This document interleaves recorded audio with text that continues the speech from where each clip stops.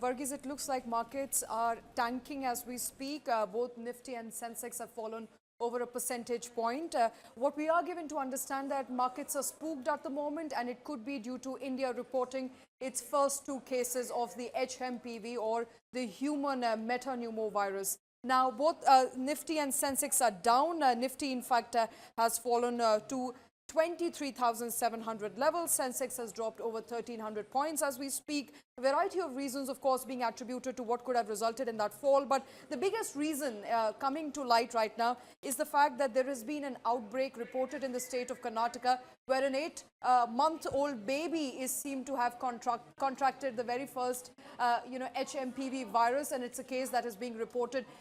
Markets don't like uncertainty, Varghese, and it looks like this is as uncertain as it gets. Over the course of last 1 week, we've been hearing reports of how HMPV outbreak is being reported in China, in various parts of China. Hospitals are flooded, public health infrastructure is crumbling in China. There's been no confirmation from China over the last 1 week, but today, this morning, we have reported India's very first case of HMPV, and that could be resulting in spooking investors and sentiments at large. Another, a reason that is coming to light right now is, of course, on the back of US President-elect Donald Trump's oath-taking ceremony, which could also be strengthening the dollar, weakening the rupee, and also weakening Asian markets. And India could be reflecting that weakness in the Asian market right now. So of the two reasons why Nifty and Sensex Indian markets have crashed and tanked this afternoon, HMPV being one and weakness in Asian markets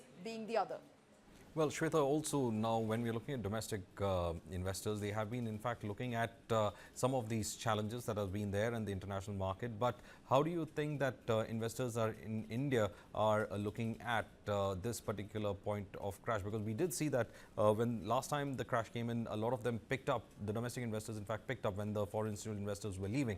But this time it looks like the domestic investors also would be holding their purse strings.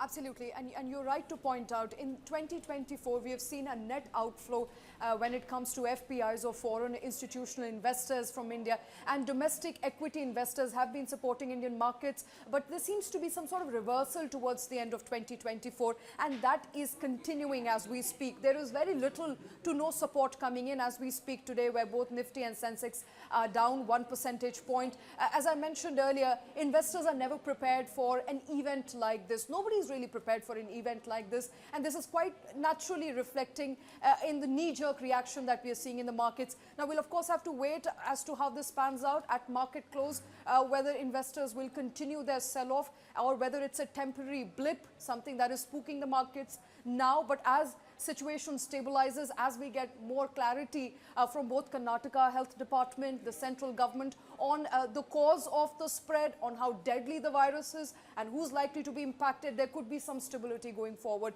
But for now, Varghese, details are very sketchy, and that doesn't make investors very happy.